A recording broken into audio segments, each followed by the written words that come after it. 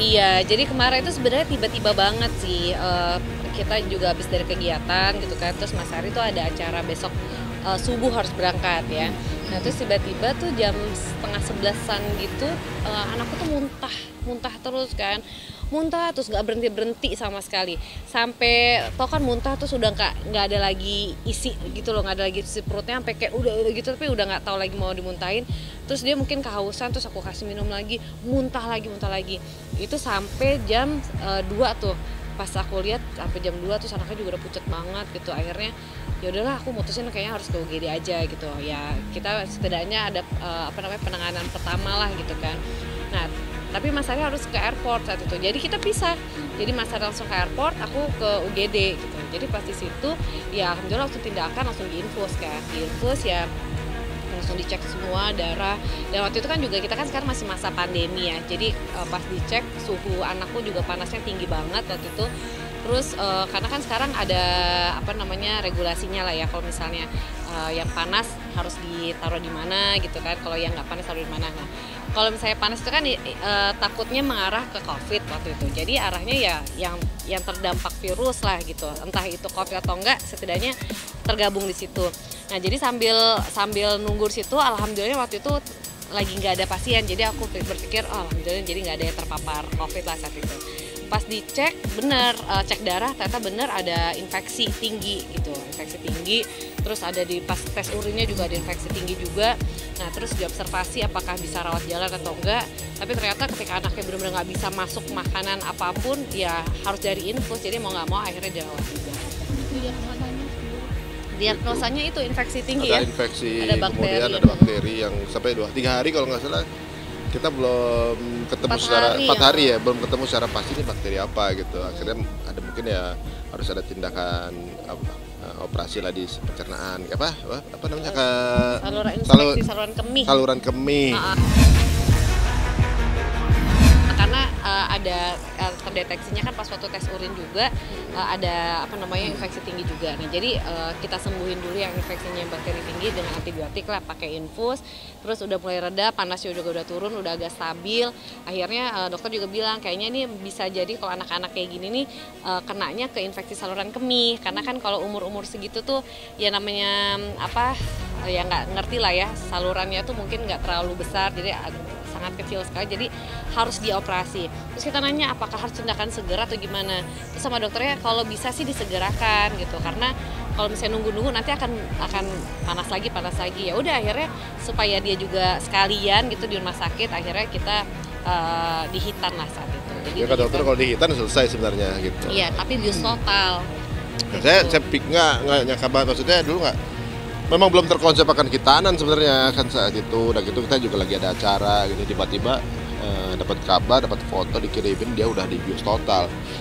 Waduh, tadi habis main apa ya, mana aku terakhir ngapain gitu-gitu, udah mikir-mikir gitu-gitu kan yang nggak ada rencana malam itu mau dihitan. Kita juga lagi ada acara juga gitu kan, tiba-tiba masuk kemudian dia masuk ke dalam ruangan itu. Ya dari jauh lah kita doain ya, sambil ya memang ya katanya ya Mas Ari sendiri ya. Karena belum pernah ya kita namanya punya anak dia kan ngantri ke dalam aja, denger ceritanya aja ikut sedih gitu ya. Sedih banget sih. Ya pengalaman pertama lah ya, kan kemarin belum lama habis ngelepas kakaknya si Gavin gitu kan. Pesantren. Kita ngerasa namanya jadi orang tuh pengalaman pertama tuh ngelepas anak. Nah ini ngelepas anak ke ruang operasi juga pengalaman pertama juga nih. Jadi kayak, waduh sepulangnya mudah-mudahan nggak kenapa-napa. Sampai aku cerita kan, anaknya harus dibius total loh. Kenapa nggak harus bius total gitu kan? Kan bisa misalnya kayak Gavin aja kan waktu itu di laser atau di stem apa gitu ya. Terus kita bilang, karena dari dokternya bilang dia kan umurnya masih 5 tahun. Jadi kalau anak-anak tuh mendingan kalau nggak dari bayi sekalian, sama sekalian umurnya yang udah agak gedean, misalnya kayak umur 10 tahun, jadi bisa diajak diskusi, terus bisa diajak negosiasi gitu. Nah kalau umur 5 tahun itu malah dia aktif-aktifnya banget. Kalau misalnya dia dalam keadaan nggak bius total, kan ada proses suntiknya, itu malah kasihan di anaknya, malah nanti ada trauma atau segala macam. Jadi ya udahlah akhirnya dengan memutuskan bius total, ya udah kita ngikutin aja yang terbaik lah. Ya tapi ternyata tetap pas waktu proses mau bius totalnya aja, walaupun dia nggak disuntik kan cuma disuruh tiup ada udara gitu bius, itu ngelihatnya cepet banget sih. Terus ketika udah selesai, oke tiup ini nanti bikin kamu tidur ya dek, begitu tuh bener-bener langsung kelingan gitu tidur. Terus aku nggak bisa nemenin kan karena di ruang operasi kan harus steril semua, jadi aku cuma nunggu. Jadi ini berapa lama ya dok ininya prosesnya? Kurang lebih 45 menit. Yaudah 45 menit itu kayaknya lama banget, aku kayak nungguin di kamar gitu, aduh gimana ya kabarnya Atala, gimana kabar, sampai akhirnya ditelepon, ibu udah anaknya udah di ruang observasi. Di ruang observasi pun juga anaknya kan masih tidur kan, belum bangun. Terus aku ya udah diam, ya Allah dek gitu kan belum sadar. Ternyata cara ngebangunin orang yang dalam keadaan bisu dipukulnya sampai begini-begini biar dek bangun dek. Aku ya Allah anak gue gitu kan, kayak sedih banget gitu. Terus dia juga dibungkus sama kayak kayak selimut hangat gitu. Aduh bener-bener udah pikirannya udah kemana-mana sih waktu itu. Sadarnya tuh kurang lebih dari proses itu sampai ini 1 jam lah kurang lebih si biusnya. Jadi 45 menit dia tindakan, 15 menitnya di ruang observasi. Ya udah di situ terus udah mulai udah kan selesai, udah diobservasi, udah mulai pindah ke kamar. Akhirnya pas pindah ke kamar itu biusnya mungkin udah mau habis gitu ya. Udah mulai ngerasa sakit. Wah, ngerasa sakit, dia tantrum, udah aku ngerasa ya udah anaknya udah sehat. Aku ngerasa gitu. Kalau dia yang lemes malah aku yang ngeri ya. Tapi pas dia udah teriak-teriak, aku nggak mau, aku diminta dibalikin aja gitu. Aku kenapa disunat, marah-marah kan.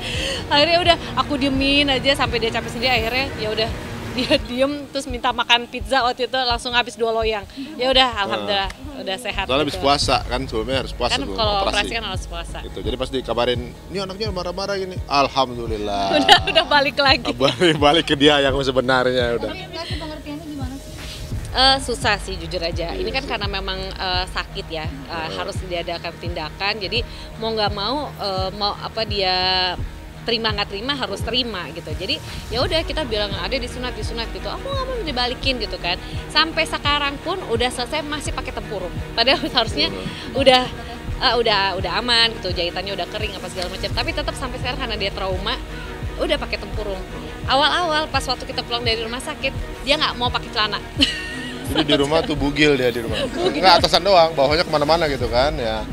Yalah terserah bos aja lah gitu kan. Jadi udah biarin aja, tapi dia diem aja ya. Biasanya kan dia orangnya petakilan gitu kan. Soalnya kan kalau kakaknya dulu minta sunat.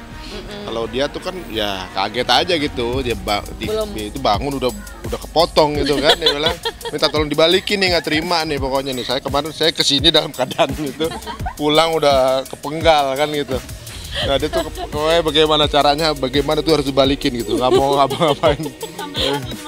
Kalau sekarang udah inilah. Kalau sekarang udah. Tapi masih pakai tempurung. Jadi dia bener-bener. Jadi kita akhirnya awalnya kan beli celana sunat ya gitu kan. Berapa banyak ya dok? Biasanya ya 2 aja lah cukup, orang sebentar doang. Oh ya udah sekarang aku jadi beli banyak banget supaya dia.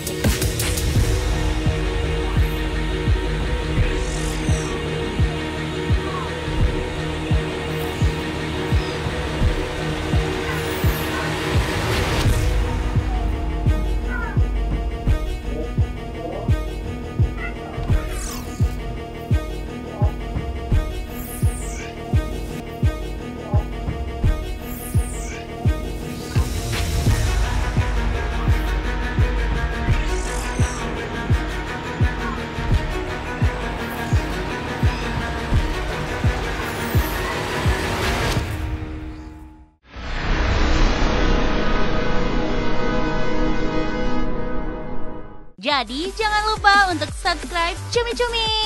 Ditekan ya tombol lonceng merahnya.